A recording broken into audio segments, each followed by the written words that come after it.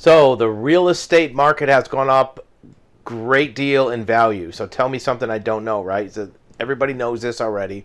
So what are the effects of this that go beyond just buying a house? What if you already own a home that has gone up in value? Is this good for you or bad for you? There's some reasons why this might be bad for you. If you don't own a home and you're looking to buy a house, are there reasons why this might be a benefit to you? Even though you think it might be bad because it's harder to buy a house, how might this help you? Well, let's take a look at a couple of those maybe counterintuitive answers and see where that leads. According to Insider Magazine, the pandemic housing boom has increased home values by $6 trillion with a T. $6 trillion just in the last couple of years. The average American now has access to $185,000 in equity that can help them build more wealth. And we'll talk about that in a minute. What does inequity mean? Obviously, that's not $185,000 cash in your bank account. Equity means certain things. Renters don't have that wealth and face even steeper barriers to buying a house. Well, barriers compared to what? It may be steeper than what it was a year or two ago, but there may be reasons why this could be a good thing for renters in the near future about buying a house. The article goes on to say if you own a home in the U.S., chances are your net worth has gone up in the last 2 years. And you could tap into equity to get extra cash. Tap into equity. What does that mean?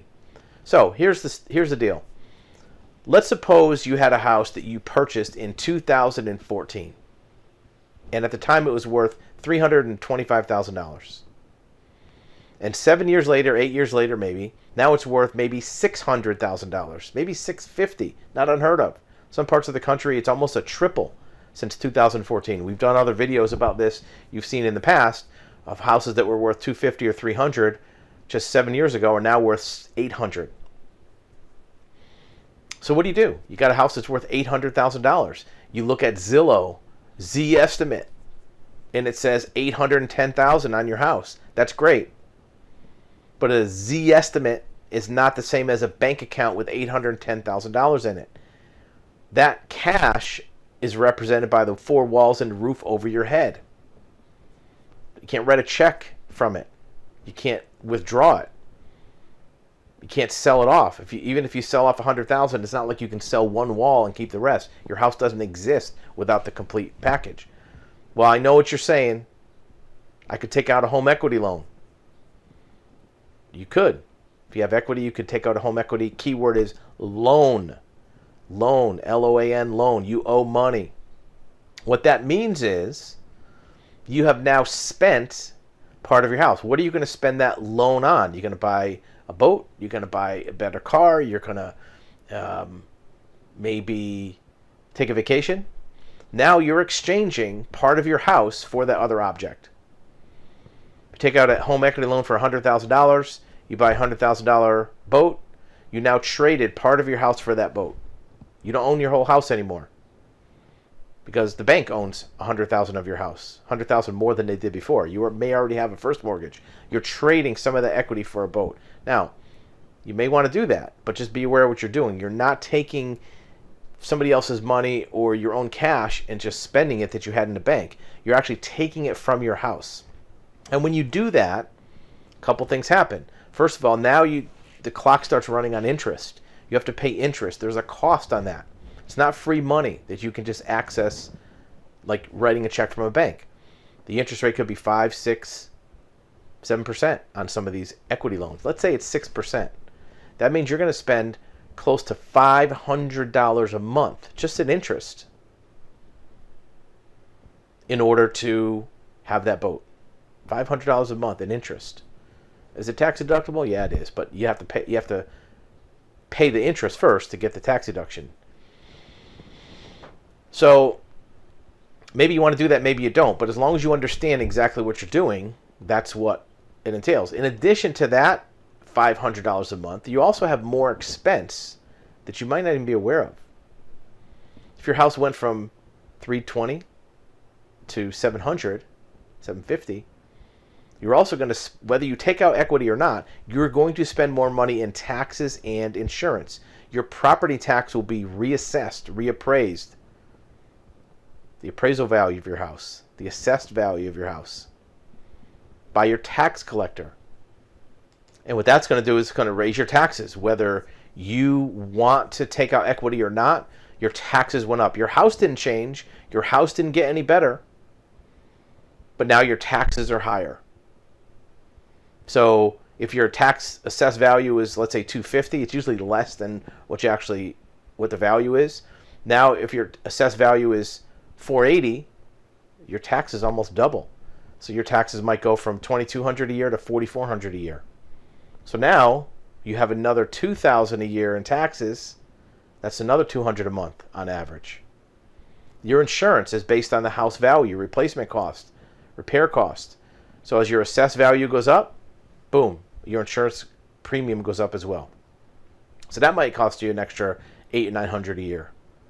So now all of a sudden you have $300 a month in tax and insurance.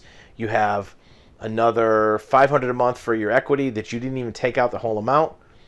All of a sudden you're maybe talking about $1,000 a month or $12,000 a year for that privilege of that boat.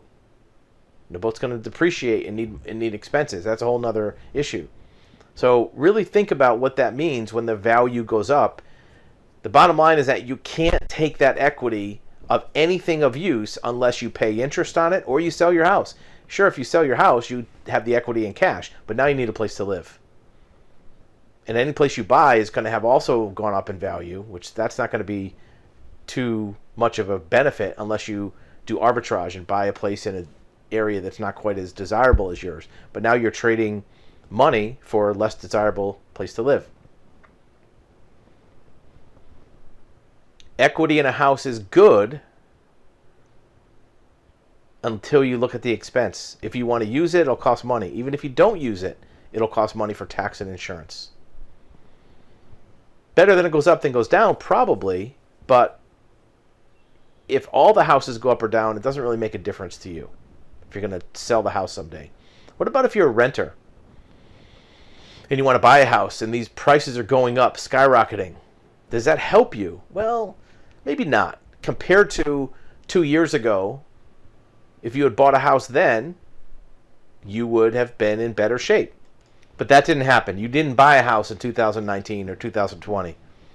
It's now 2022. The question is, are you better off buying a house now for the next 5 years or not buying a house now for the next 5 years? Doesn't matter what happened in the last 3 years. It matters what's going to be better off for you right now.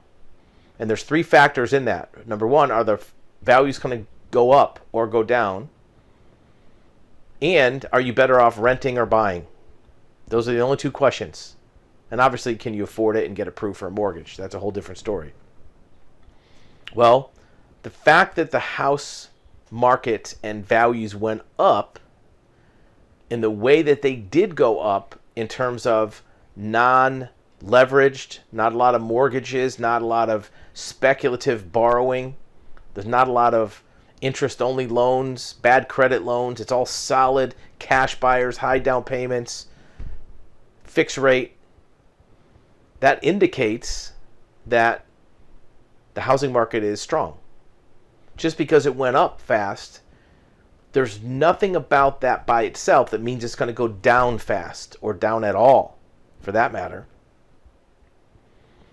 The housing market did have a spike in 2006 and 7, and then it kind of had a crash in 2008 and 9. A lot of people think, well, since that happened, if it goes up now, it's going to happen again. It doesn't mean the same thing. It doesn't automatically lead to a crash. Just because the last guy you saw with a red shirt was a jerk doesn't mean everybody you see with a red shirt is a jerk. The housing market going up doesn't necessarily mean it's going to crash. The reason that it crashed in 2007 and 8 and 9 is not the same as it is today. There's not speculative borrowing. There's not bad credit lending. There's not financial institutions that are in trouble for the most part. And the reason for people buying homes is different. It's not speculative investment. I want to buy another house to maybe flip. Remember those shows, flip this house, flip that house. You don't see those shows anymore. There was also people that really didn't want to own a house. They just said, well, I'm a taxi driver. I see everybody buying houses. I'll buy 2 or 3 houses. Everybody saw the movie The Big Short. There were all kind of people, taxi drivers, strippers, waitresses, buying houses when they really hadn't thought about owning a home before. It was lender driven. The lenders were begging people to take out mortgages, handing money out hand over fist. That's not what's happening now. What's happening now is the buyers are driving the market. People are driving the market. In fact, it's not even seller driven. Sellers don't even really want to sell. When they see the prices, sometimes they're convinced, well, I might as well. The problem is inventory.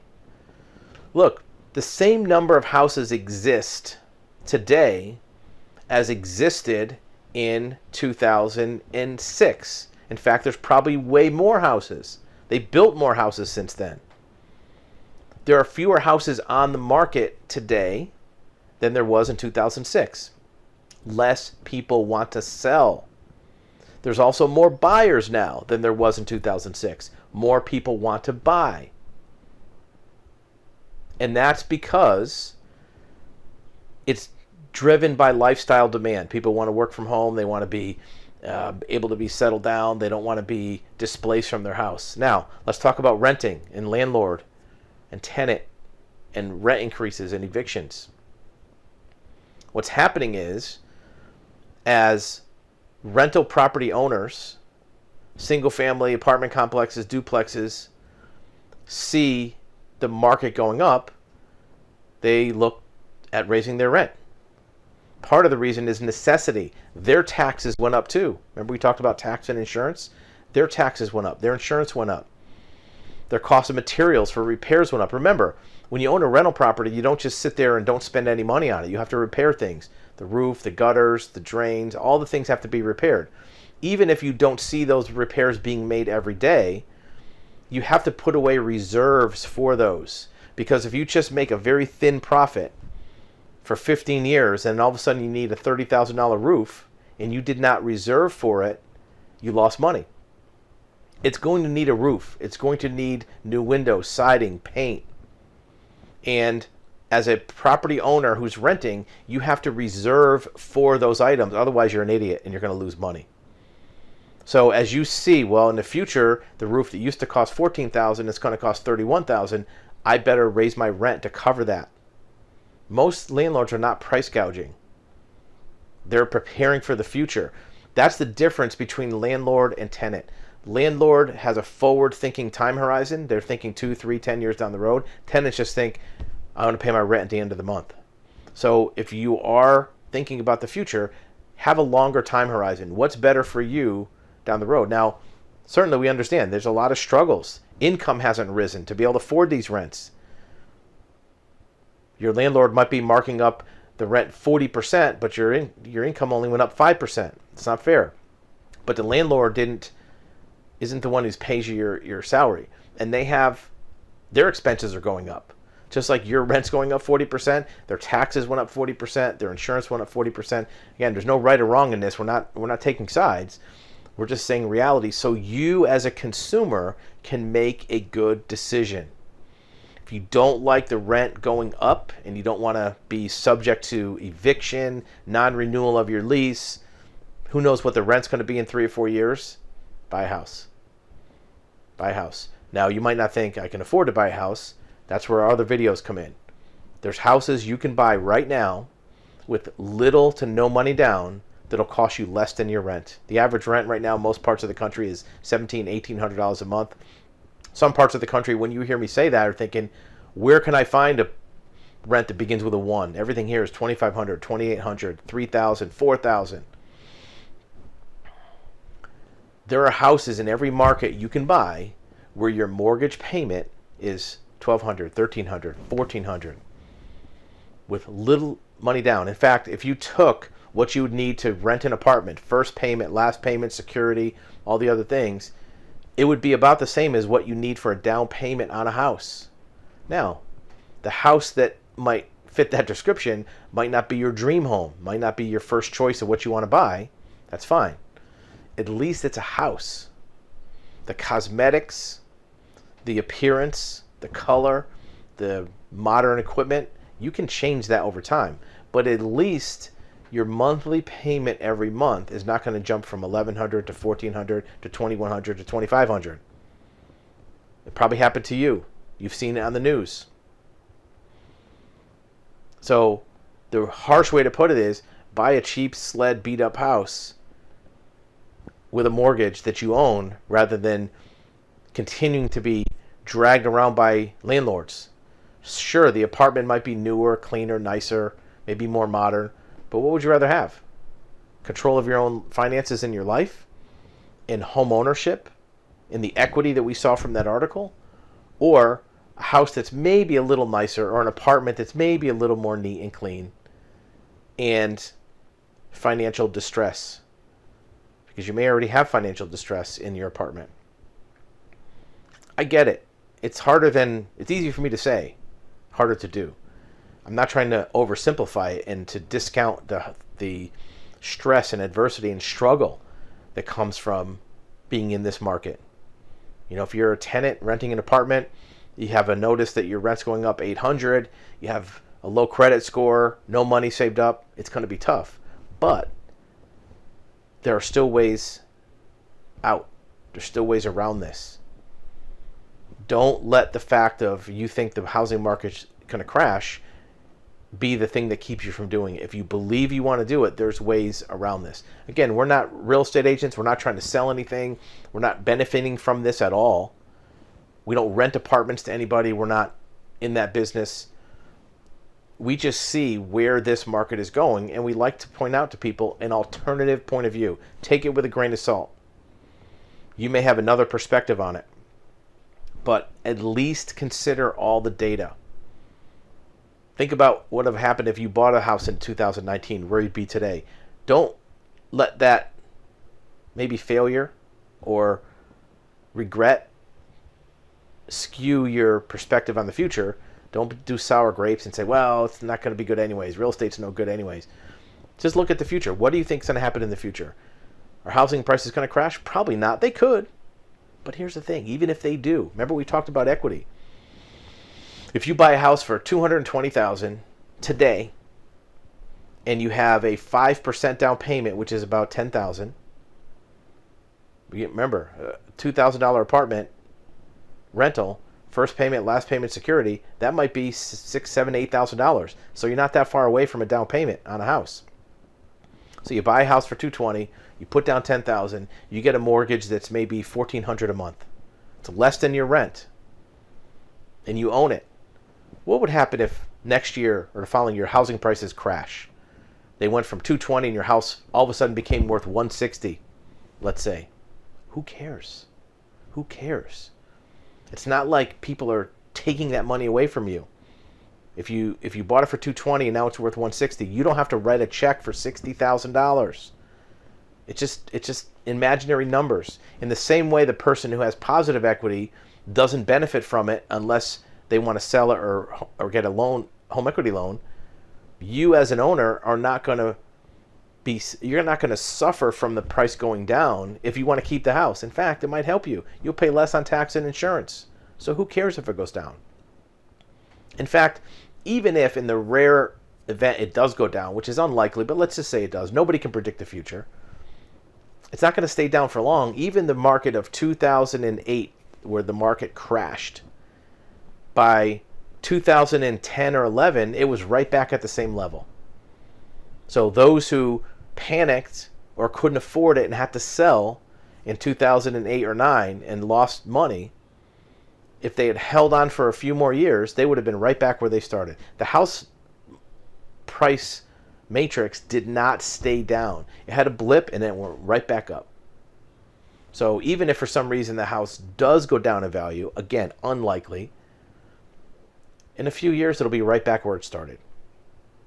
Hopefully this gives you another point of view on buying a house, the markets, the values, what it all means. Housing is the most important thing. It's the roof over your head. It's where you sleep at night. It's where your kids grow up. It's where you build equity. Remember that article said these people are using equity for their kids' education, other investments, financial security. Those are all laudable things. You're not going to have that if you don't own a house. Talk about regret. Tell you a story about a house. In the early 2000s, I personally was moving to the state of Florida. And don't live there anymore, but I was moving to Florida. And I was looking at houses that were in the 150 to 160 range. Hopefully less, really 140, but 150, 160 was my top. And I was looking at some homes, and the realtor was showing me homes, and she was doing a great job. And she said, Dave, I got to show you this house. Drove me on this street. It's kind of a little ritzy area in South Florida. And all these houses on this street were $500,000-$600,000, which at the time was extremely luxury. Now 500 or 600 barely get you anything. These houses were just really luxury homes, very ritzy area. And there was a house right in the middle of this street. There was only 8 houses on this street that was $299,000. It needed a little bit of work. It wasn't structurally unsound. Needed some paint. Needed new flooring. The carpet was worn. It was a little bit outdated with the kitchen, but it was $299,000. She said, Dave, you got to buy this house. You spend a little bit of money fixing it up. It'll be worth $500 or $600 easily. You'll make a lot of money. I said, yeah, but at least I don't know if I can afford it. I was a little gun shy, a little hesitant. I could have afforded it. I would have taken a 20% down payment, which would have been $60,000, which would have taken a lot of the cash I had at the time. And the payment would have been a little higher than I wanted. So I said, no, that's okay, Lisa. I'll buy something else. And I ended up buying another house, and things worked out great on the other house. Tremendous. Just looked at Zillow last week at that house that sold for $299,000. It just sold recently for $3.3 million. So if I just bought that house and did nothing else and sat on it for 20 years, that would have been $3 million. $3 million net worth extra in the bank. Just by doing that one thing. So is that regret? Yeah, maybe. Hindsight's 2020. You don't know. At the time, $299 seemed like an awful big number. Seemed like an awful scary thing to dive into. $300,000 for a house. Nowadays, you can't even find a house for $300,000. Not only that, but that was 20 years ago. If I took out a 20-year mortgage, I would have been paid off. Even a 30-year mortgage wouldn't have had much left on it, maybe $100,000. So I would have had all that equity plus the reduction of principal as personal net worth, $3 million. How many times can I kick myself? But you don't know. You don't know if that's going to happen in the future. Just keep your options open. Keep an open mind on real estate. It's almost never been the case that real estate has not been a good investment in the long run. Sure, there's ups and downs. And it's scary. And sometimes difficult to think about it when everybody's paying cash and nobody wants to do a contract with somebody getting a mortgage. If you're a buyer that has maybe sketchy credit, maybe not a big down payment, you may be hard to find a house. But there are these houses that nobody's looking at because maybe they're a little worn out. Look for houses that have been on the market for 70, 80, 90 days. There's something wrong with that house. Look at houses that maybe aren't the best appearance. Doesn't have good curb appeal. You'll see them. You'll know what they are. Those sellers will take any contract. Get a pre-approval. Get a good specific letter of approval for that house from your lender. And go for it if that's what you want to do. There are ways to do this if you're creative. Don't get defeated. Work with a good realtor. Work with a good mortgage broker. Again, we're not in any of these businesses. It's just food for thought for your home buying consideration. Personal opinion, if you're renting, in the long run, it's not going to work out. Rent's going to go up. Sure, now you have to spend money on maintenance, repairs. If the faucet leaks, you got to fix it. But, it's a trade-off. Does your landlord show up right away to fix the faucet anyway?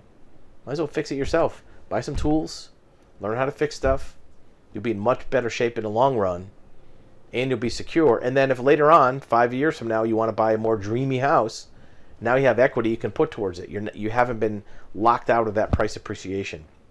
And even if you don't, even if the market doesn't go up, at least you have a home that you're not going to worry about the the monthly payment going up on the house. Let us know what you think in the comments. We really appreciate knowing what's on your mind about all these subjects. And we'll put other videos that answer the questions or comments that you suggest for us. Thanks a lot for watching.